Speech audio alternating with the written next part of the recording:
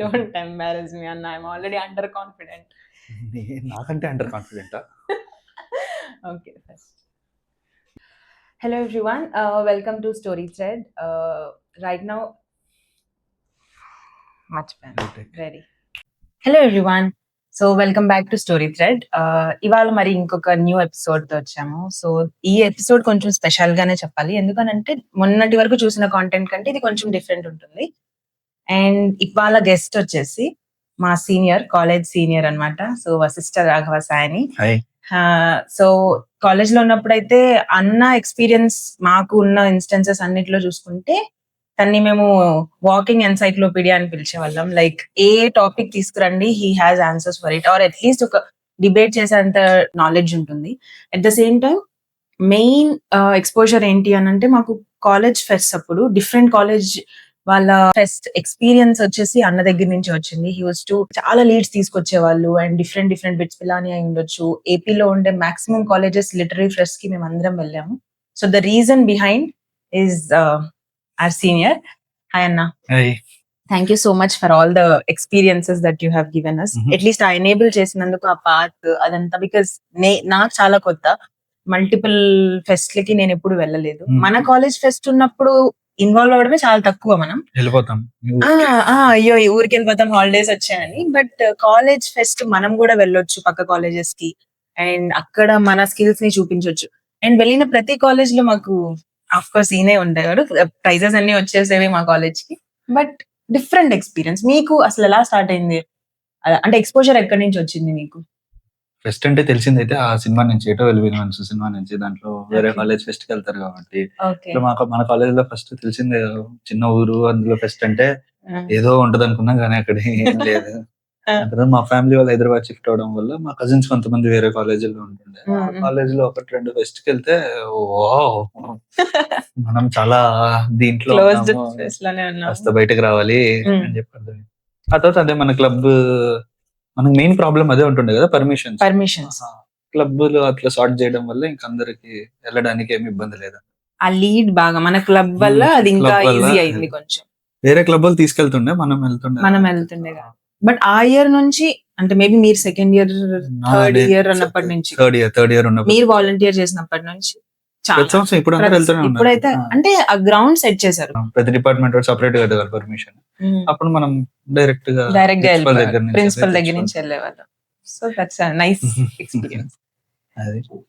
ఇంకొకటి, ఈ మధ్య ఎక్కడ పడితే ఊరికే ఒక దేశంలో కనిపిస్తారు, మళ్ళీ ఇంకొక దేశంలో కనిపిస్తారు. అసలు ఏంటి, వాట్ ఇస్ దిస్? ఊరికే తిరగలం అంటే ఇప్పుడే తిరగలం కాబట్టి, ఆ తర్వాత అయితే చాలా కాస్ట్లీ అయిపోతుంది అని. కాస్ట్లీ అండ్ ఎనర్జీ ఉండదు. మెయిన్ చాలా ఎనర్జీ కావాలి తిరగాలంటే. అది అందుకే ఇప్పుడే తిరిగేస్తాను, ఎన్ని దగ్గరలో తిరగలేదు. అంటే నేను ఇప్పుడు చూస్తాను, ఒక సెకండ్ లో మళ్ళీ స్టోరీలో జపాన్ లో, లేదంటే వియట్నాం. మొత్తం 10 అనుకుంటాను. అన్న దగ్గర చాలా ఫ్యాన్సీ యూనో ఒక బోర్డు ఉంది.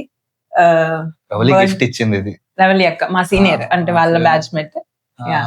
సో ఏంటి దీని యొక్క ఫ్యాంటసీ ఎక్కడి నుంచి స్టార్ట్ అయ్యింది? ఇది ఈ ఐటమ్ అయితే వేసుకెళ్ళి ఇంట్లో పెట్టుకుంటాం, మంచి ఇది ఉంటది. మనం వెళ్ళిన దగ్గర అంతా పిన్ చేస్తాము, ఇంట్లో ఉన్న దగ్గర ఉంది కదా. ఇండియా పిన్ చేయకూడదు, ఇండియా ఉన్నాయి కాబట్టి. బట్ సో ఆ ఫ్యాంటసీ ఎక్కడి నుంచి స్టార్ట్ అయింది అంటే, చిన్నప్పుడు మా తాతయ్య తీసుకెళ్తుండే మమ్మల్ని పుష్కరాలకి అని చెప్పి వాటికి వీటికి. ఫస్ట్ టైం నాకు గుర్తుండింది ఏంటంటే, ఆంధ్ర నుంచి కర్ణాటక వెళ్ళినప్పుడు అన్ని బోర్డులన్నీ మారిపోతాయి కదా.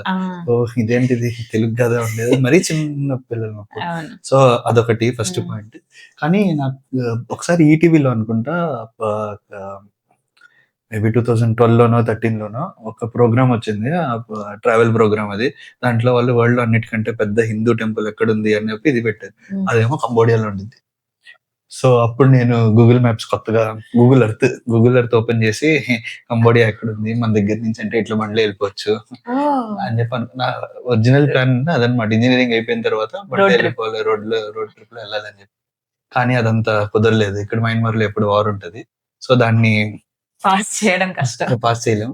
సో నన్ను నేను చీట్ చేసుకొని ఆ సేమ్ ఎక్స్పీరియన్స్ కావడానికి థైలాండ్ లో దిగి అక్కడి నుంచి ట్రైన్ లో వచ్చి బస్ లో వెళ్ళినా కంబోడియాలోకి. ఎయిర్వే కాదు, థైలాండ్ లో నార్మల్ ఎయిర్వే వెళ్ళిపోయాం. అక్కడి నుంచి ట్రైన్ లో. సో ఆ ఎక్స్పీరియన్స్ కోసం ల్యాండ్ బార్డర్ క్రాసింగ్ బాగుంటది, కంట్రీ నుంచి కంట్రీకి ల్యాండ్ బార్డర్ క్రాసింగ్. ఏం డిఫరెన్స్ ఉంటుంది అన్న ల్యాండ్ బార్డర్ అంటే? మీకు అంత స్పెషల్ గా ఏం కనిపిస్తుంది? అంత స్పెషల్ గా ఏం కనిపిస్తుంది ల్యాండ్ బార్డర్ కి ఎయిర్ వాటర్ కంటే ఫస్ట్ జనాలు. ఓకే, కంబోడియా, థాయిలాండ్ నుంచి కంబోడియాకి ల్యాండ్ బార్డర్ క్రాస్ చేసే వాళ్ళు ఎవరు ఉంటారు? ఏ ప్రొఫెషన్ వాళ్ళు ఉండదు. వెండర్స్, కూరగాయలు అమ్ముకునే వాళ్ళు, అటు ఇటు తిరిగే వాళ్ళు, చిన్న చిన్న మర్చెంట్స్ వాళ్ళు ఉంటారు ఎక్కువ. ఎయిర్పోర్ట్ లో వచ్చేసరికి వాళ్ళు ఉండరు, చాలా ప్రొఫెషనల్ వాళ్ళు ఉంటారు, పైసలు ఎక్కువ ఉండే వాళ్ళు ఉంటారు. అదంతా అది ఆబ్వియస్లీ ఒక ఇది.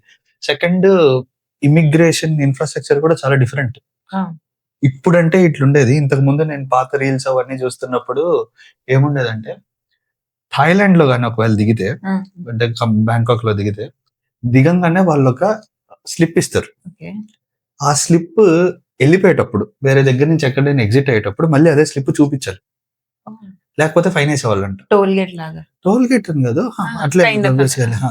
ఎందుకు వేస్తున్నారు అది అంటే, ఈ బార్డర్ క్రాసింగ్స్ దగ్గర, థాయిలాండ్ చాలా బార్డర్ క్రాసింగ్స్ ఉన్నాయి. లావోస్ తో ఉంది, బర్మాతో ఉంది, మలేషియాతో ఉంది, అన్నిటితో, కంబోడియాతో ఉంది, అన్నిటితో బార్డర్ క్రాసింగ్ ఉంది. ఈ బార్డర్ క్రాసింగ్ లో ఉండే ఇమిగ్రేషన్ ఇన్ఫ్రాస్ట్రక్చర్, ఎయిర్పోర్ట్ లో ఉండే ఇమిగ్రేషన్ ఇన్ఫ్రాస్ట్రక్చర్ డిఫరెంట్. అక్కడ పాస్పోర్ట్ స్కాన్ చేయగానే మొత్తం డేట్ వస్తుంది, ఎప్పుడు వస్తుంది, దానికి కంప్యూటర్ కావాలి.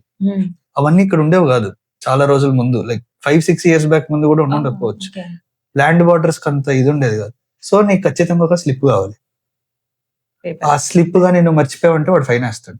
ఎందుకంటే వాడు కాల్ చేసి అడగాలి, ఈ పాస్పోర్ట్ మనిషి ఎంట్రీ ఉందా లేదా అక్కడ ఏంటి అని చెప్పి వెరిఫికేషన్ మొత్తం పైసలు వేస్తాడు. సో ఇమిగ్రేషన్ ఇన్ఫ్రాస్ట్రక్చర్ దగ్గర నుంచి జనాలు ఎవరైతే వెళ్తారో అది చాలా different. Land border, air border చాలా డిఫరెంట్. సో డ్యూటీ ఫ్రీ ఉండదు ల్యాండ్ బార్డర్, పునుగులు అమ్ముతారేమో. Okay, nice. సో ఈ ఫ్యాంటసీ అక్కడ నుంచి స్టార్ట్ అయింది. ఆ తర్వాత ఫస్ట్ టైం బయటకు వెళ్ళాలంటే అదే ఎంబీఏ అయిపోయింది 2022 అయిపోయాక షిల్లాంగ్ లో కదా నాది ఎంబీఏ.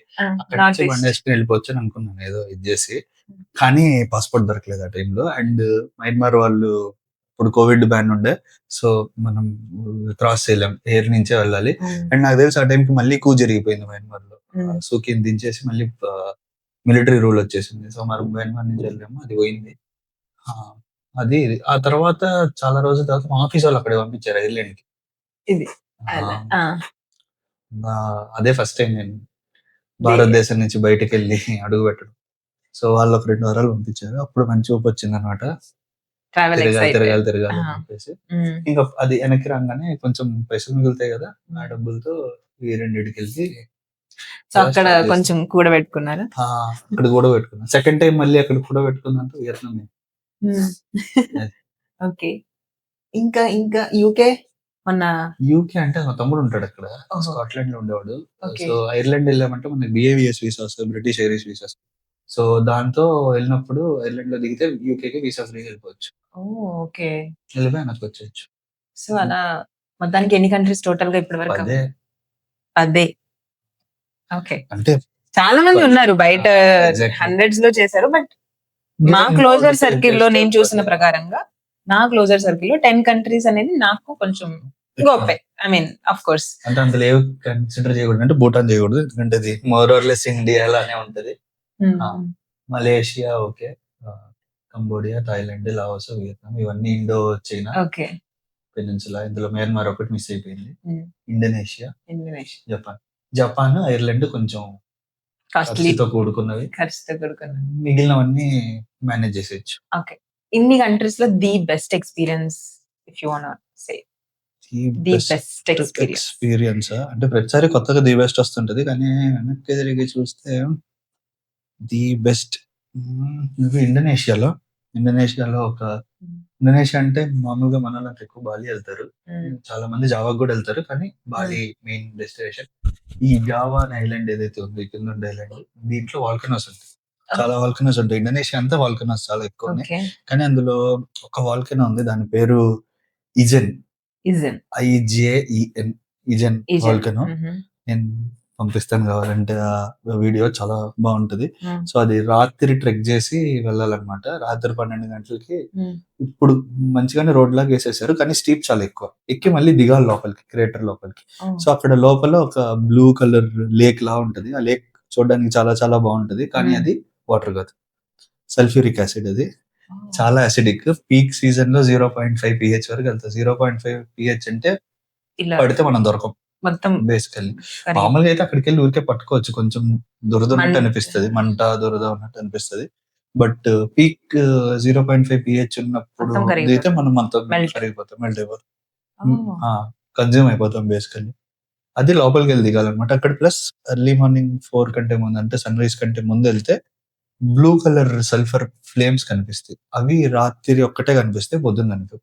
ఓహ్! ఓకే. సో, ఇది ఆ ట్రెక్‌కెళ్ళడం నేనెట్లా చేశానంటే, ఫస్ట్ డే సో, డే 1 పొద్దున్న లేసి అక్కడ ఒక ట్రెక్ ఉంటది. తుంపక్ సేవ్ వాటర్ ఫాల్స్ అని. హ్మ్.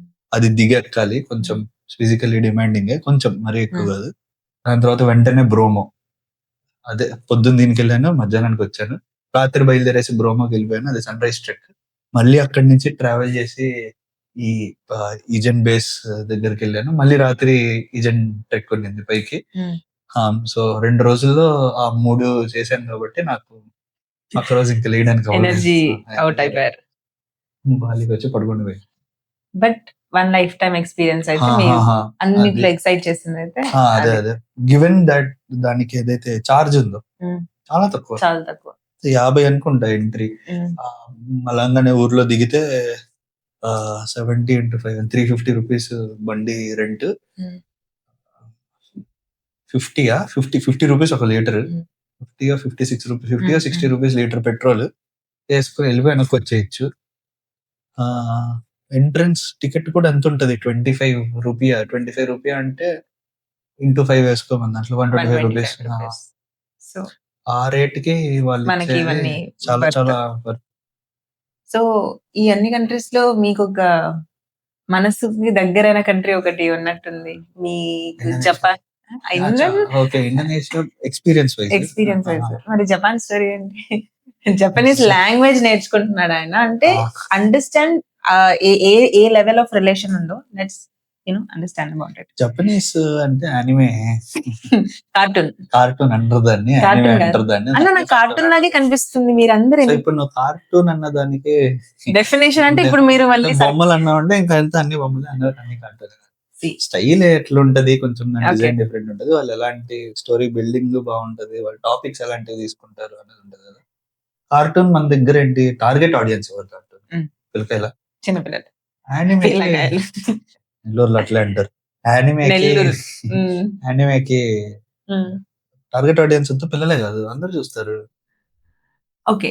నౌ ఇప్పుడు మీరు ఫిలాసఫీ ఎక్కువ ఉండొచ్చు అని అనుకుంటే ఫర్ ఎగ్జాంపుల్ హ్మ్. జనరల్‌గా మెన్‌కి ఫిలాసఫీ చెప్తే ఎక్కదు గదా! చెప్పావులేరా అని అంటారు గదా! మరి ఎలా కనెక్ట్ అవుతారు మెన్? ఫిలాసఫీ అంటే ఉత్త ఫిలాసఫీ సబ్జెక్ట్‌లా చెప్తే ఎక్కదు. అది ఎవరికైనా బోర్ కొడతది. నాకు హ్మ్. తెలిసి నీకైనా బోర్ కొడతది. హ్మ్. మెన్‌కి ఎక్కదంట. అమ్మాయిలకి ఎక్కేటట్టు. అంటే కంపారిటివ్‌లీ ఎవరైనా పెద్దొచ్చాడులే చెప్పాడులే at least women don't speak about it. But then నాకు తెలిసి ప్రతి ఒక్కరికి ఫిలాసఫీగా చెప్తే ఎవరికీ ఎక్కదు. ఎక్కదు. మీడియం ఏదైనా చేంజ్ ఒక అవ్వాలి. ఒక ఒక లైక్ రియల్ టైమ్‌లో ఇట్లా జరిగింది. దీని నుంచి మనకేం అర్థం అవుతుందని చెప్తే ఎక్కుతది. హ్మ్. అంతే.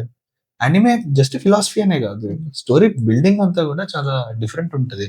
సో, ప్రతి దానికి ఒక సినిమాటిక్ యూనివర్స్ ఉంటది. ఆ సినిమాటిక్ యూనివర్స్‌లో రిఫరెన్సెస్. రెఫరెన్సెస్ గాని ఫర్ ఇన్‌స్టెన్స్ 'నరుటో' ఉంది. 'నరుటో' అనే అనిమే ఉంటది. అందులో అందరూ నింజా, షినోబి అంటారు. హ్మ్. సో, ఆ వరల్డ్ వ్యూవే చాలా డిఫరెంట్. హ్మ్. వేరే టైప్స్ ఆఫ్ కంటెంట్ మూవీస్ తీసుకున్నాం అనుకో. హ్మ్. మనం ఏదైనా సినిమా చూస్తాం. దాంట్లో దాంట్లో నార్మల్ వరల్డ్ దాని వరల్డ్ వ్యూ అంతా మన డైలీ లైఫ్ లానే ఉంటది. అంతే ఓకే. కదా! అంటే తెలుగు హీరోలు కొంచెం ఎక్కువ ఫిజికల్ స్ట్రెంత్ ఎక్కువ పెంచి చూపిస్తారు తప్ప మిగిలినంతా సేమే కదా! హ్మ్. స్టూడెంట్స్ అంటే. యానిమేకొచ్చేసరికి నువ్వు ఆ బౌండరీని తీసేయొచ్చు. ఓకే.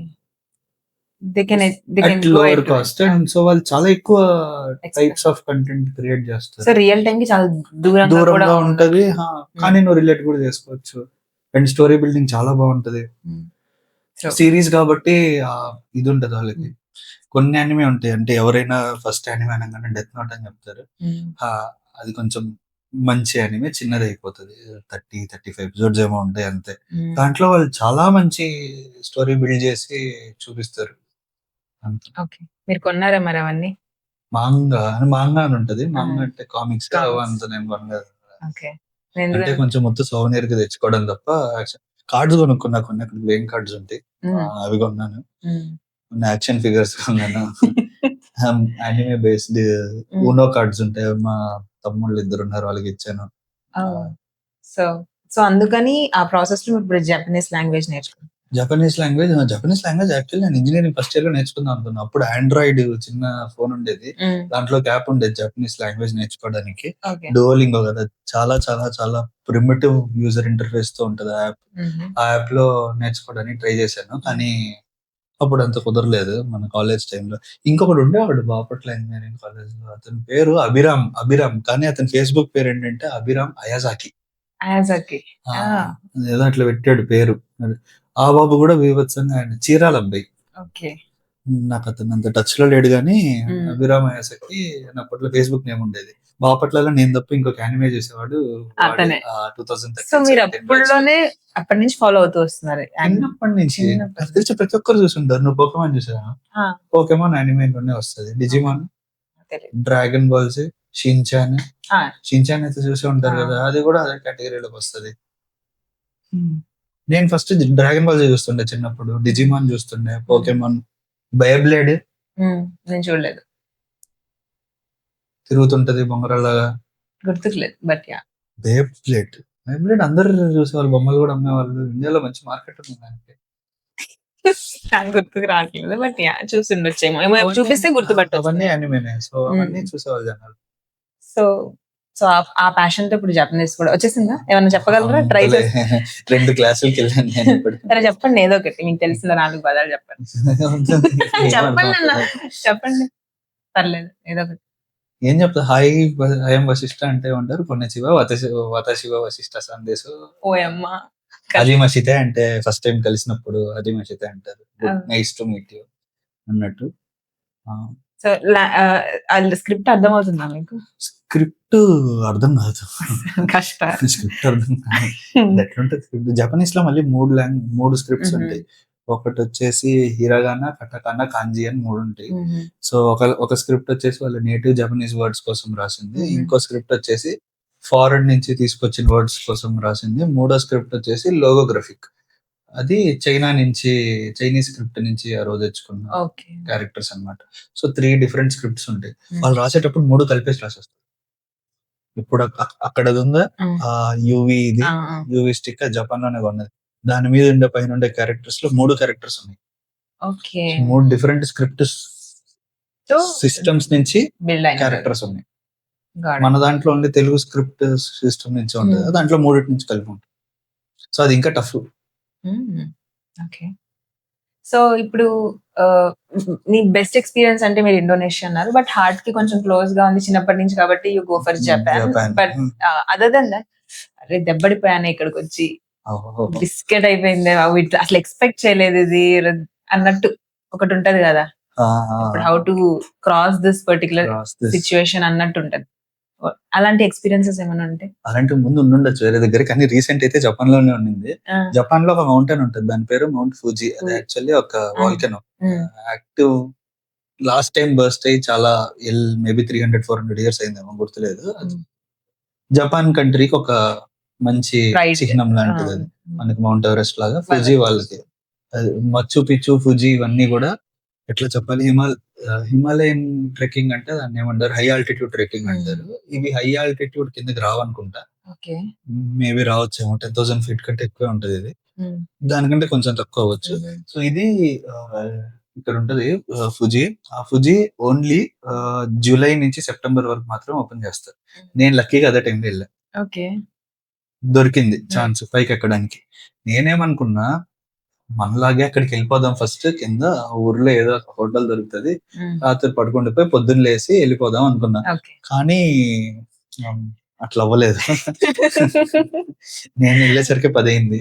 ఆ ఊరు 8కి మూసేస్తారు. లైక్ క్లోజ్ అంటే క్లోజ్, షట్ డౌన్. జస్ట్ కొన్ని తినే ప్లేసెస్ ఉంటాయి. అండ్ జపాన్ లో 3 కన్వీనియన్స్ స్టోర్స్ ఉంటాయి, చైన్స్. అవి 24/7 ఓపెన్ ఉంటాయి ఎప్పుడైనా. 7-Eleven ఒకటి, హౌస్ మార్ట్ అదొకటి ఉంది, మార్ట్ ఒకటి, మూడోది ఏదో ఉండాలి మర్చిపోయా. 3 కన్వీనియన్స్ స్టోర్లు తెరిచింటాయి అనమాట ఎప్పుడు. అవి తప్ప ఇంకేం లేవు ఆ ఊర్లో ఓపెన్. ఇంకా రాత్రి దిగాను ఆ రైల్వే స్టేషన్ దగ్గర నుంచి. బయటికి వెళ్దామంటే నా కార్డ్ ఏదైతే ట్యాప్ చేయాలో ఆ కార్డ్ లో బ్యాలెన్స్ లేదు. అండ్ రైల్వే స్టేషన్ మూసేసింది అంటే రైల్వే స్టేషన్ కూడా మూసేసింది. మరి సో ట్రైన్స్ నేను ఏమి బయటకు ఉండవు. వెళ్ళడానికి ఆ టైంలో ట్రైన్స్ కూడా ట్రైన్స్ ఉంటాయి, But టికెట్ కౌంటర్ ticket అవన్నీ close అంతా ట్యాప్ Tap సిస్టమ్ system. ఉంటది కదా, ఐసీ కార్డ్స్ అని ఉంటాయి, ఐసీ కార్డ్ ట్యాప్ సిస్టమ్ తో వెళ్ళిపోవాలి. నా దాంట్లోనేమో బ్యాలెన్స్ లేదు. సో ఇంకా ఏం చేయాలో అదే దూకేసి వచ్చేసా బయటికి, రేపు పొద్దున్న చూసుకుందాంలే అని చెప్పి అట్లా బయటకు వచ్చేసా. Tailgate ఏదో చేశారు కొంచెం basically. టెయిల్ గేట్ క్రైమ్ కాదులేదు, ఎందుకంటే పక్క రోజు పొద్దున వెళ్తే వాళ్ళు అదే చెప్పారు, రాత్రి అయితే వెళ్ళిపోవచ్చు, Oh. మీకు నెక్స్ట్ టైం ఇది చేసినప్పుడు మేము ఫేర్ అడ్జస్ట్ చేస్తాము, ఫైన్ ఏం తీసుకోలేవాళ్ళు. తిన్నాను, తినిన తర్వాత ఎటు వెళ్ళాలో తెలియదు, ఏమీ ఓపెన్ లేదు. ఓపెన్ లేదంటే లిటరల్లీ ఏం ఓపెన్ ఉండదు. అక్కడ హోటల్స్ లో చెక్ ఇన్ కూడా ఎవరైనా 8 తర్వాత చెక్ ఇన్ చేయాలంటే వాళ్ళకి ఆల్రెడీ మెయిల్ కి ఒక కోడ్ వచ్చి ఉంటది. సో ఆ కోడ్ తో డోర్ దగ్గర ఆ కోడ్ నొక్కితే డోర్ ఓపెన్ అయిపోతుంది. 10 తర్వాత అక్కడ ఎవరు పని చేయరు. Ah. సో మనకులాగా ఎప్పుడు పడితే అప్పుడు నైట్ వచ్చేసి షిఫ్ట్స్ check in ఇట్లాంటివి చేయరు. ఏమీ లేవు. చాలా పైసలు ఎక్కువ అవుతాయి కదా వాటికి. సో వాళ్ళు 10 తర్వాత ఎవరు పని చేయరు. ఇంకా అక్కడికి ఏం చేయాలో తెలియక సరే ఎక్కేద్దాం స్టార్ట్ చేశాం. యాక్చువల్లీ అయితే అందులో 10 స్టేషన్స్ ఉంటాయి మౌంట్ ఫుజీలో. 5th స్టేషన్ వరకు బస్సు ఉంటది. జనాలు స్టార్టింగ్ గా 5th నుంచి స్టార్ట్ చేస్తారు. నేనేమనుకున్నా థియేటర్గా 12 అయింది కదా, ఇది 3కి ఓపెన్ చేస్తారు, 3కో 4కో ఓపెన్ చేస్తారు, మనం కింద నుంచి 5వ స్టేషన్ వరకు వెళ్ళిపోదాం ఆ టైంకి, వాళ్ళు 5వ స్టేషన్ ఓపెన్ చేసిన టైం అక్కడి నుంచి వెళ్ళిపోదాం పైకి అని ప్లాన్ వేసి ఎంత ఉంటది మాక్సిమం మొత్తం 7 గంటలు ఉందంటే 3 గంటలు ఎక్కి వెళ్ళిపోవచ్చు అని స్టార్ట్ చేశాను 12:30కి అర్ధరాత్రి. నేను ఒక్కడిని తప్ప ఇంకెవరు లేరు. భయమే లేదా? వేసిన తర్వాత అప్పుడే లేదు హార్డ్ చేసి వెళ్ళిపోయా. ఫస్ట్ ఒక దగ్గర నార్మల్ ట్రైల్ రూట్ ఇది అని చెప్పి ఉండింది, ట్రైల్ రూట్ సైడ్ వెళ్ళాను. అక్కడేమో నాకు జింకలు కనిపించాయి. జింకలు ఉన్నాయంటే ఏమొద్దా, నడుచుకుంటూ వెళ్ళాను. నాతో పాటు ఇంక వెనక్కి వచ్చేద్దాం అంటే ఎవరో 53 years ఆయన జపాన్ ఆయన కనిపించాడు. ఆయనకి ఇంగ్లీష్ రాదు, నాకు జపనీస్ రాదు, ఏవో సైన్ లాంగ్వేజ్ తో మాట్లాడుకుంటూ వెళ్ళిపోయాను. లాస్ట్కి నేను పైదాకా వెళ్ళాల, మధ్యలో ఒక దగ్గర రాత్రి అవ్వలేదు నా వల్ల, పడుకుంటూ పోయాను. అడవిలోనే పడుకుని పొద్దున్న లేసే ఇంకా 5th స్టేషన్ దాకా వెళ్ళి బస్సు వెనక్కి వచ్చేసారు. పైదాకా వెళ్ళలేకపోయా. ట్రెక్ చేయాల్సి వస్తుంది. నాకు అప్పటికే చాలా టైర్డ్ అయిపోయాను. రాత్రి నుంచి నిద్ర లేదు, అంటే ఆ 2 గంటలు నిద్ర ఉంది, బట్ దాన్ని నిద్ర కౌంట్ చేయలేం. సో పైన దాకా వెళ్ళలేకపోయా. ఇక్కడ ఏదైతే ప్లేస్ అడవిలో వైల్డ్ యానిమల్స్ ఉండొచ్చు, ఆర్ ఎల్స్ అది క్లియరెన్స్ పాతేనా? అది మెట్లు ఉంటాయి మనకి, తిరుపతి మెట్లు ఉంటాయి కదా, అట్లా చిన్న కొట్లు 2, 3 ఉంటాయి. సో కొట్టు దగ్గర బయట ఉండే కుర్చీ పెట్టిన ఉంటది కదా, ఆ టేబుల్ మీద పట్టుకుంటూ పోయింది. సో అదంతా మూసేసింది, పొద్దున్న దాకా తెరవరు, అది 10 దాకా. అప్పుడు పడుకున్నాను 3:45కి ఏమో పడుకున్నా, 5:45 చేసి మళ్ళీ పైకి పై వరకు ఉన్నారు కదా, 5 స్టేషన్స్ వరకు వెళ్ళారు కదా, ఇంకొంచెం వెళ్తే అయిపోయేది. ఈ 5 స్టేషన్స్ వరకు వెళ్ళడానికి నేను almost 13 or 14 kilometers in length, 2 kilometers in altitude ఎక్కాము. సో ఇది చాలా ఎక్కువ. ఇంకో 1 kilometer ఆల్టిట్యూడ్ లో చాలా తక్కువ లెంత్ లో చేయాలి, చాలా స్టీప్ ఉంటది. నాకు తెలుసు ఆ టైంలో నాకుండే ఫిజికల్ ఎనర్జీకి నేను పైదాకా వెళ్ళానని. అసలు ఆకలేస్తుంది, నీళ్లు లేవు. ఆ రోజు నా అదృష్టం బాగుండి ఎవరో మ్యారథాన్ చేసే వాళ్ళు ఉన్నారు. 5th స్టేషన్ కి వెళ్ళంగానే వాళ్ళ కోసం పంచి పెడుతున్న పలహారాలన్నీ నిస్సిగ్గుగా నిర్లజ్జగా వెళ్ళి నేను తీసుకొచ్చాను అడిగి, వాళ్ళ పాప మా మధ్యలో ఉండే డాక్టర్ వాళ్ళు ఉన్నారు. సో వీళ్ళు ఎవరైనా పడిపోతే వాళ్ళని తీసుకెళ్ళాను. ప్రతి స్టేజ్ లో వాళ్ళు నన్ను చూస్తున్నారు. వాళ్ళు చెప్పారనుకుంటా, వీడెవడో పడేటట్టున్నాడు, మనం తీసుకెళ్లాల్సి రావచ్చు. సో అక్కడ ఫుడ్ ఇచ్చే వాళ్ళకి కూడా తెలుసు, బ్యాండ్ లేకపోయినా అప్పుడు వస్తాడు, వాడికి ఫుడ్ ఇవ్వండి. వాళ్ళ దగ్గర ఫుడ్ తీసుకున్నాను. వచ్చేసి ఫిజికల్ గా ఎలా మెయింటైన్ చేస్తారు ఫిట్నెస్? మరి మీరు ట్రెక్లు పొద్దున్న లేస్తే ట్రెక్లు అంటున్నారు. ఇప్పుడు చేశాను, ఇండోనేషియా చేసి 1.5 years అయింది. జావాకి వెళ్ళినప్పుడు అర్థమైంది మనం ఇంకా ఏదో ఒకటి చెయ్యాలి, లేకపోతే అందుకే నేను స్విమ్మింగ్ కి అడిగింది. సో దాని గురించి అదే ప్లాన్ చేశారు. సో బేసిక్ వెళ్ళాలి అనుకున్న వాళ్ళు, బేసిక్ గా ట్రిప్స్ వెళ్ళాలి అనుకున్న వాళ్ళకి few things that they should keep in mind with reference to anything. అవి ఉంటే ప్రైమరీ ప్రీ రిక్విజైట్స్ అంటారు చూడండి, అలాంటివి ఏమేమి ఉండొచ్చు? కొంచెం అప్ ఫ్రంట్ వెళ్ళే ప్లేస్ గురించి తెలుసుకోవాలి. ఆ ప్లేస్ లో నార్మల్ పద్ధతులు ఏంటి, పద్ధతులు ఇన్ ద సెన్స్ వెళ్ళి వాళ్ళు ఏం చేస్తున్నారు మొత్తం మనం అంతా చేయక్కర్లేదు. అక్కడ ఉండే వాళ్ళని ఏం అఫెండ్ చేస్తది అన్నది అది తెలుసు. అది తెలుసుకోవడం ఇంపార్టెంట్. కొన్ని పదాలైనా, కొన్ని ఫ్రేజెస్ బేసిక్ సర్వైవల్ సర్వైవల్ కోసం క్రైసిస్. ఎక్కడిదక్కడ. ఎందుకంటే వీళ్ళెవరికి ఇంగ్లీష్ రాదు. అస్సలు అంటే కొంతమందికి వస్తది. But but in general public గా కన్సిడర్ చేస్తారు. Random vendor you can't expect him to speak in English. Japan లో వాళ్ళకి అసలు రాదు. వాళ్ళు ట్రైలింగ్వల్, బైలింగ్వల్స్ కాదు, మోనోలింగ్వల్స్. కొంతమందికి వస్తుంటది. బట్ ఇన్ జనరల్ లైక్ మంచిగా సూట్ వేసుకుని ఆఫీస్ కి వెళ్ళే ఎత్తుంటాడు. ఇంగ్లీష్ రాదా? మెట్రోలో మాట్లాడుతుంటాం, జనాలకు ఇంగ్లీష్ రాదు. ఎవరైనా సరే ట్రాన్స్లేటర్ ఓపెన్ చేయాల్సింది. ఈ పార్ట్ అంతా రాదు ఇండియా దాటితే. సో అక్కడికి వెళ్ళేటప్పుడు కొన్ని ఫ్రేజెస్ నేర్చుకోవడం, వాళ్ళ నేమ్ అఫెండ్ చేస్తుంది అన్నది కొంచెం తెలుసుకోవడం, ఇంకా ముఖ్యంగా లిటరింగ్ అదంతా చేయకుండా ఉండడం, అదైతే అది కొన్ని చూసుకోవాలి. అది చూసుకోవాలి. ఓకే. సో ఈ మనీ ఇంత స్పెండ్ చేస్తున్నారు. How are you balancing your finances? మీరు చేసేది 9 to 5 జాబ్. దీంట్లో అంత ఎక్కువ ఉండదు. నేను చెప్పాను కదా, కాస్ట్లీ ఉన్న ప్లేస్ యూరోప్ అంతా. ఇదంతా చీపే. చీప్ అన్న పదం వాడకూడదు. అంత ఎక్స్పెన్సివ్ ఏం కాదు. You can manage. మీరు కొంచెం సేవ్ చేసుకుంటే 500, 600 ఒక డామ్ దొరికిపోతుంది. డామ్ మంచి క్వాలిటీనే ఉంటుంది, డీసెంట్ క్వాలిటీనే ఉంటుంది. అంటే సీజన్ ని బట్టి ముందు ప్లాన్ చేసుకోవాలి. నాకు తెలిసి ఒక ట్రిప్ కి ఎంత పడుతుంది? 60 పట్టొచ్చేమో. 60K. సో 6 months, నెల 10,000 పక్కన పెట్టుకుంటే. సో ఇప్పుడు నాకు ఒక క్వశ్చన్ ఏంటంటే, ఈ ట్రావెల్ చేసే ప్రాసెస్ లో టైం బౌండ్ అనేది ఒకటి ఉంటుంది మనకి. మనం చేసే కార్పొరేట్ జాబ్స్ అయి ఉండొచ్చు, ఇంకేదైనా. ఆ ప్రాసెస్ లో మీరు చేసిన ఎంబీఏకి కానివచ్చు, మీరు అక్కడ చూస్తున్న ఎమ్యూనిటీస్ ఏదైతే ఫెసిలిటీస్ వాటికి అది ఇంకొంచెం ఎక్కువ మనీ మన దగ్గర ఉంటే వీ కెన్ ఇంకా బాగా తిరగొచ్చు, టైం బౌండ్ అవ్వవు, అండ్ ఎక్స్పెన్సివ్ ప్లేసెస్ కూడా ఎక్కువ ఇంకా వెళ్ళొచ్చు, and we can explore our own you know ideas అవన్నీ అనుకుంటాం కదా. సో ఆ ప్రాసెస్ లో మీకు ఈ 9 to 5 ఇబ్బంది పడింది, ఈ జాబ్ అబ్బా ఇది చేయకుండా ఉండాల్సింది, 9 to 5 కాకుండా ఇంకేదైనా చేస్తుంటే బాగుండొచ్చు, డిఫరెంట్ కెరియర్ ఆప్షన్స్ గురించి ఏమైనా ఆలోచించారా? అంటే నువ్వు చెప్పింది కరెక్టే. ఆబ్వియస్లీ మన దగ్గర డబ్బులు తక్కువ ఉంటాయి కాబట్టి మన టైం కన్స్ట్రెంట్ ఉంటుంది. కానీ అన్లెస్ అంటే మనం ఫుల్ టైం ట్రావెలర్ అయితే తప్ప మనం మొత్తం అంతా కవర్ చేయలేము. So I'm like kind of satisfied with what ever I have. ఆ పొజిషన్ ఏదైతే ఉందో, నేను అన్ని ఎట్లా ప్లాన్ చేసుకుంటుండే, ఫ్రైడే నైట్ బయలుదేరుతాం, సండే నైట్ వచ్చేస్తాం, next Sunday night 2 days weekend వస్తుంది, 5 days లీవ్ పెట్టుకోవాలి. క్వార్టర్లీ 5 days ఎవరికైనా ఇస్తారు లీవ్. నాకు ఇప్పుడు ఏమంత రెస్పాన్సిబిలిటీస్ లేవు కాబట్టి వేరే వాటికి ఏం లీవ్ పెట్టక్కర్లేదు. ఇది ఒక లీవ్ పెట్టుకుని మిగిలిన టైం అంతా పని చేస్తే సెట్ అయిపోతుంది. 9 days. దీనికి ఒకటే ఎక్కువ రోజులు వెళ్ళాల్సి వచ్చింది జపాన్ కి. మిగిలిన దానికి అంత ఎక్కువ టైం ఏమి, ఐ మీన్ అంత కన్స్టెంట్ ఏం రాలేదు. అండ్ నాకు తెలిసి బోర్ కొట్టేస్తుంది అంతకు మించి ఎక్కువ ఒకే కంట్రీలో ఉన్నా కూడా. అంత ఎక్సైటింగ్ గా ఏ కంట్రీ కూడా ఇండియా ఆఫర్ చేస్తుంది, ఎందుకంటే చాలా పెద్ద కంట్రీ. వీటిలో అంత ఎక్సైటింగ్ గా ఏమి ఆఫర్ చేసే ఉండవు. మనకి ఏంటంటే ఒక్కొక్క స్టేట్ లో ఒక్కొక్క డిఫరెంట్ కల్చర్, డిఫరెంట్ ప్లేసెస్ అంతా చాలా ఒక్కొక్క స్టేట్ ఒక్కొక్క కంట్రీ లాగే. ఒక్కొక్క స్టేట్ ఒక్కొక్క కంట్రీ లానే. సో వీళ్ళ డెఫినేషన్ ఆఫ్ కంట్రీలో అయితే ఒక్కొక్క స్టేట్ ఒక్కొక్క కంట్రీ. సో మీకు కెరియర్ స్విచ్ అవ్వాలి అనే ఒక థాట్ అయితే ఎప్పుడు రాలేదు? You're happy with what ever you're doing? Career అంటే వేరే రకమైన జాబ్ చేయాలని ఉంది, ఆఫ్ కోర్స్. బట్ కంప్లీట్ గా ఫుల్ టైం ఇండిపెండెంట్ బిజినెస్ అలాంటివి ఏమి అంటే ఎప్పుడో ఉండేది, ఒక టైంలో ఉండేది, ఫేడ్ అవుట్ అయిపోతుంది కాసేపు. నీకు ఉంటది ఏదో ఒక టైం. ఒకప్పుడు ఉండింది.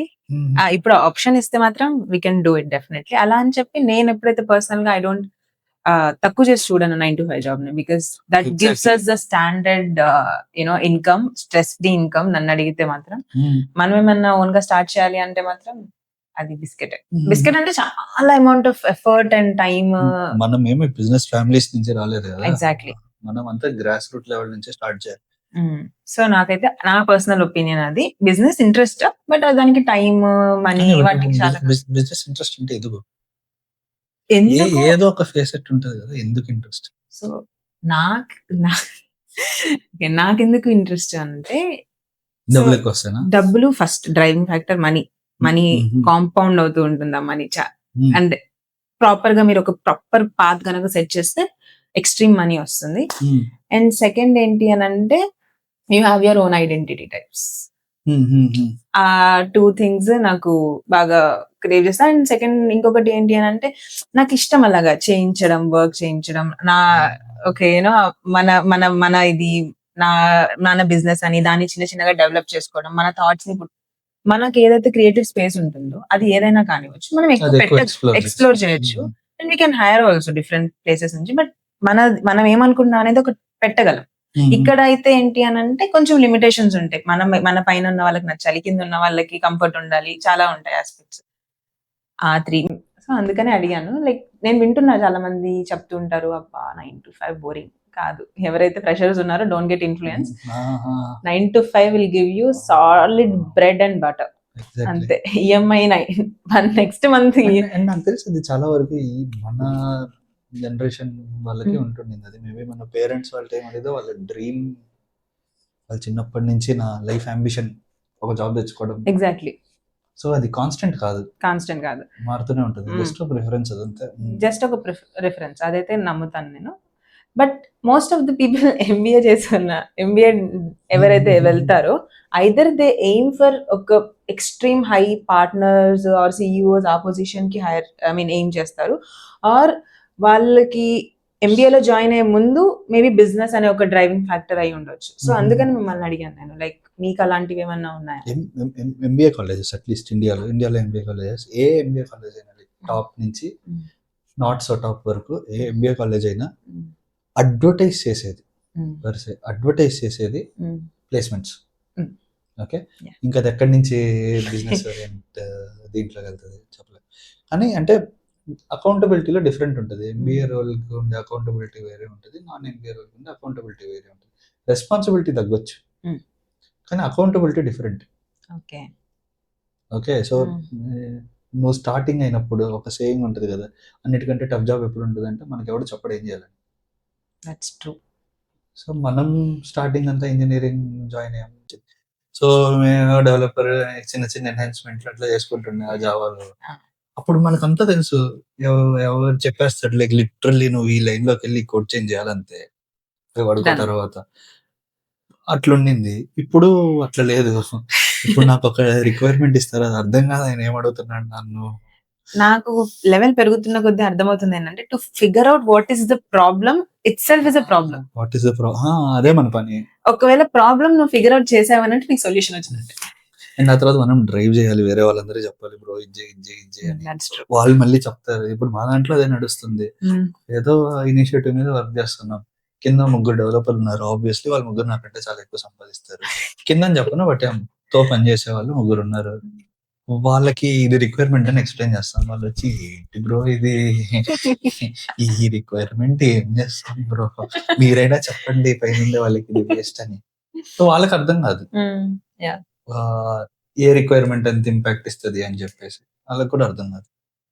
ఇలాంటి వర్క్ ఉంటుంది మనకి కొంచెం పెరిగే కొద్ది. ఎంబీఏ అయిపోయిన తర్వాత ఇలాంటి రోల్స్ వస్తాయి. ఏ ఎంబీఏ అయిపోయిన డైరెక్ట్ గా బిజినెస్ లోకి వెళ్ళిపోవడం చాలా. టు బి ఆనెస్ట్ నేను స్టార్ట్స్ ఎప్పుడు అంత స్టడీ చేయలేదు, కానీ చేస్తే నాకు తెలిసినంత వరకు చాలా తక్కువే దొరుకుతాయి. మా క్లాస్ లో వాళ్ళే చాలా తక్కువ. నేను అందుకే చెప్పిన ఎంబీఏ జాయిన్ అయ్యే కంటే ముందు ఒక బిజినెస్ అనే ఒక మోటోతో జాయిన్ అవుతారు. బట్ బయటకు వచ్చేటప్పుడు I want be the partner first. And CEO partner roles లో ఎవరు కాలేజ్ హైర్ చేస్తారు, చాలా టైం పడుతుంది. బట్ వాళ్ళకైతే చాలా అమౌంట్ ఆఫ్ ఏమంటారు ఎఫర్ట్స్ అండ్ నాలెడ్జ్ కూడా ఇంపార్టెంట్ కదా when it comes to connections, networking కదా. Best networking. నాకు ఒక క్వశ్చన్ ఏంటనంటే ఇప్పుడు మీ యంగర్ సెల్ఫ్ లో ఒకవేళ మీరు ఒకసారి చూసుకుంటే, మీరు చిన్నప్పుడు చూసుకొని మీరు ఇది అవ్వాలి అది అవ్వాలి అనుకొని ఉండొచ్చు. అందరికీ ఉంటుంది, ఆస్ట్రోనాట్స్ అని ఇంకేదో ఉంటుంది. సో మీరు అనుకున్నదే అయ్యారా ప్రస్తుతానికి కెరియర్ గ్రాఫ్? లేదు అనుకోలేదు. ఏమనుకున్నాను నేను చిన్నప్పుడు ఏదో అవ్వాలనుకున్నా. మేబీ ఆర్కియాలజిస్ట్ అవ్వాలనుకున్నానేమో ఒక టైంలో. ఇంకేం అవుదాం అనుకున్నాను, పోలీస్ అవుదాం అనుకున్నానా ఒక టైంలో. చాలా తక్కువలే, బట్ ఆర్కియాలజీ కొంచెం ఇంట్రెస్ట్ ఉంది. ఆ ఏజ్ లో అది చాలా యూనిక్ సబ్జెక్ట్, అది నీష్ సబ్జెక్ట్ చాలా. అంటే నాకు తెలిసిన స్కోప్ లో కానీ నాకు ఎవరు దాని గురించి అసలు మాట్లాడలేదు. మా అక్క ఉంటుంది. మా అక్కకు Okay. కూడా ఆర్కియాలజిస్ట్ అవ్వాలన్నది చిన్నప్పుడు. Okay. నేను Mhm. చెప్పిన ఒకసారి నేను ఆర్కియాలజిస్ట్ అవుతా. ఏం చేస్తారు ఆర్కియాలజిస్ట్ అంటే 'ద మమ్మీ' అని ఒక సీరీస్ వచ్చేది గుర్తుందా? 'The Mhm. మమ్మీ' అందులో ఒకరు ఆర్కియాలజీ చేసేవాళ్ళనమాట. సో, బేసికల్లీ వాళ్ళు తవ్వి ఇంతకు ముందుండే Mm. హిస్టరీని ఇంటర్ప్రెట్ చేయడానికి కొన్ని ఎవిడెన్సెస్ గ్యాదర్ చేస్తారు. దీంతో ఒక స్టోరీని బిల్డ్ చేస్తారు. పాతది ఏమైంది అని. అది కొంచెం ఇంట్రెస్టింగ్ అనిపిస్తుంది. మరి ఛానెల్స్ ఉంటాయి కదా! హ్మ్. Discovery, discovery channels. నేషనల్ అంతా అందులో అన్నిట్లో ఆర్కియాలజీ రాదు. కొన్ని. But yeah! హ్మ్. అవుదాం అనుకున్నా ఒక టైంలో. ఎందుకు ఆగారు? అవ్వలేదు. ఎక్కడి నుంచి అవుతాం ఆంధ్రాలో. ఆంధ్రాలో అది కూడా. మనదేంటి మాక్సిమం అయిపోయింది 10th అయిపోయింది. ఐదర్ ఎంపీసీ తీసుకోవాలి లేకపోతే బట్ బైపీసీ తీసుకోవాలి. మీ మీ బికాజ్ ఇప్పుడు డిఫరెంట్ కల్చరల్ బ్యాక్గ్రౌండ్ నుంచి వస్తాం ప్రతి ఒక్కరు. మీ తీసుకోండి, నాది తీసుకోండి. అది పేరెంట్స్ ఇన్‌ఫ్లూయెన్స్ అయ్యి ఉండొచ్చు, కమ్యూనిటీ ఇన్‌ఫ్లూయెన్స్ అయ్యి ఉండొచ్చు, ఏదైనా అయ్యి ఉండొచ్చు. ఇప్పుడు ఫర్ ఎగ్జాంపుల్ మా పేరెంట్స్ తీసుకుంటే ఇద్దరు ఎడ్యుకేటెడ్ కాదు. Basic 10th and all that stuff. And job holders లేరు. సో మాకు గైడ్ చేయడానికి ఎవరు లేరు అని అంటే అది వేరే విషయం. సో ఆబ్వియస్లీ మా ఫాదర్ ఏం చేస్తారు, మా మదర్ ఏం చేస్తారు, ఎవరో చెప్పారు, వాళ్ళు చెప్పారు, వీళ్ళు చెప్పారు బాగుంటది అని చెప్తారు కాబట్టి మమ్మల్ని కూడా తోసేస్తారు. So that's how we ended up being in BTech. But you coming from, I think నాకు తెలిసినంత వరకు you're from like well educated family అలాంటి. సో మీకు ఆ ఎన్వైరన్మెంట్ నుంచి వచ్చినప్పుడు how your career choices were like, ఎలా డిసైడ్ అయ్యేవి, లైక్ ఎంత ఇంపాక్ట్ ఉండేది? మా కజిన్స్ అంతా ఇంజనీర్స్. ఓకే. మా పెద్దనాన్న కూడా ఇంజనీర్. మా నాన్న ఇంజనీర్. నా ఫస్ట్ కజిన్స్ అందరు ఇంజనీర్సే ఒకరు తప్ప. ఆ ఒకరు కూడా డెంటిస్ట్. ఇద్దరు. ఒకరు డెంటిస్ట్, ఇంకో రకమైన డాక్టర్, ఆయుర్వేదం డాక్టర్. మిగిలిన వాళ్ళందరూ కూడా మోస్ట్లీ ఇంజనీర్సే. నేను ఇంజనీరే, మా తమ్ముడు ఇంజనీర్. సో ఇంజనీరింగ్ ఆంధ్రాలో స్టార్టింగ్ అయినప్పుడు నాకు తెలిసి మా పెద్దనాన్నది సెకండ్ బ్యాచ్ అనుకుంటా. ఎస్వి యూనివర్సిటీలో ఇంజనీరింగ్ బ్యాచ్. తిరుపతిలో సెకండ్ బ్యాచ్ అనుకుంటా. నేను చూసిందే అది. ఇంజనీర్లే చూసాను నేను. నాకు తెలిసింది అదే. సో డిఫాల్ట్ గా మీరు కూడా డిఫాల్ట్ గా వెళ్ళిపోయాం. అంతకు మించి పెద్ద ఆప్షన్స్ కూడా లేవు పెద్దగా. అంటే మధ్యలో అనుకున్నా లా చేద్దాం, అది చేద్దాం, ఇది చేద్దాం. మనకు కూడా కొంచెం భయం వేసింది. మనమే చదివేది తక్కువ, సరిపోయి కొత్త పాత్రలోకి వెళ్ళి అక్కడ చదివి మనకి ఎవరు పెద్దగా లేని కూడా లేరు. మీకే పెద్దగా లేరని అంటే ఇంకా అంటే అట్లీస్ట్ గైడెన్స్ అయితే ఉంటుంది కదా, ఎక్స్‌పోజర్ ఉంటుంది కదా. రిలేటివ్స్ బట్టి ఉంటది. మీ రిలేటివ్స్ లో ఎక్కువ వాళ్ళు ఏం పని చేస్తున్నారు, మా రిలేటివ్స్ లో ఎక్కువ వాళ్ళు ఏం పని చేస్తున్నారు, దాన్ని బట్టి మన కెరియర్ అంతా ఉంటుంది. నాకు తెలిసి అది అందరికీ ఒకటే. ఓకే. సో అలా you ended up being in. So it was not like planned sort of thing, you went with the flow అంతే. అంతే. ఎంబీఏ చేద్దాం అనుకున్నా, ఏదో ఒకటి రెండు ఎట్లా వచ్చింది అది క్యాట్ ఎగ్జామ్ రాయాలని. ఇంకొక రీజన్ ఏంటంటే బేసికల్లీ నాకు గౌసన్ ఉన్నాడు కదా మన సీనియర్. గౌసన్ రూమ్ కి వెళ్ళినప్పుడు ఒకసారి 99.5 అని ఉండింది. ఏంటి బ్రో 99.5 అని పెట్టారు, మీరు 786 కదా పెడతారు. ఊరికే సరదాగా ఉన్నా. చాలా మందికి అర్థం అయిందో లేదో మరి 796 ఎందుకు అన్నారు. But yeah figure out. అదే ఊరికే అట్లా అన్నా సరదాగా. అట్లా కాదురా ఇది క్యాట్ పర్సెంటేజ్ అంత వస్తే మంచి కాలేజ్ వస్తుంది సీట్ అని. ఓ అంటే ఏమేమి ఉంటాయి దాంట్లో అని అడిగింది. నేను థర్డ్ ఇయర్ లో ఉన్నప్పుడు. అంటే 3 సెక్షన్స్ ఉంటాయి. అంటే మెకానికల్ కి సంబంధించింది ఏముండదు. మెకానికల్ సంబంధించింది ఎందుకు ఉంటది అసలు క్యాట్ లో అని అది చెప్పాడు అనమాట. అప్పుడు నాకు అనిపించింది ఓకే మనం ఎట్లా కాలేజ్ లో చదవట్లేదు, సో గేట్ క్రాక్ చేయలేము, క్రాక్ చేయగలిగేది క్యాట్ ఒకటి, దీనికి ఒక రాయద్దాం. ఓకే. సో ఇంకా అలా దాని తర్వాత నేను రూమ్కి వచ్చేసరికి నా రూమ్మేట్ వాడు ఉండేవాడు. వాడన్నీ మనోడు సెకండ్ ఇయర్ డిటైన్డ్, కానీ అన్ని కెరియర్ కార్తీక్ ఉన్నాడు కదా ఇంకో కేఎఫ్సి అంటున్నా. కార్తీక్ వాళ్ళిద్దరు కూర్చొని మనం ఎన్ని రకాల ఎగ్జామ్స్ రాయొచ్చు, ఎన్ని రకాల డిగ్రీలు చేయొచ్చు, ఎంబీఏ ఇంజనీరింగ్ అయిపోయిన తర్వాత అని చూస్తా ఉండేవాళ్ళు. వాళ్ళ పని అదే రోజు. దాంట్లో ఒకసారి ఎంబీఏ చేస్తే ఇంత వస్తుంది అని చూసారు. సో దాన్ని బట్టి అయింది. ఓకే నైస్, మనం ఎట్లో 12th తర్వాత ఏం పర్వాలేదు, సో క్యాట్ రాద్దాం, కంబ్యాక్ ఇద్దాం. కానీ 19 మీకు వచ్చిందిగా 99.11 పర్సెంటేజ్. అందుకే 11 చెప్పిన తర్వాత ఏం చిల్లర 99%. So you landed in IIM Shillong. Unfortunately Covid టైంలో. ఓ గాడ్, కోవిడ్ బ్యాచ్ పాపం అంతా కష్టపడి. ఇదే ఇక్కడే నా కాలేజ్, అదే బోర్డు, యానికల్ టేబుల్ ఇది లేదు అప్పుడు. క్యాంపస్ ఎక్స్పీరియన్స్ లేకుండా ఇక్కడే క్యాంపస్ ఎక్స్పీరియన్స్ కానీ తీసుకున్నారు కదా 6 months. 1 year. 1 year లేండి 8 months ఉన్నాను.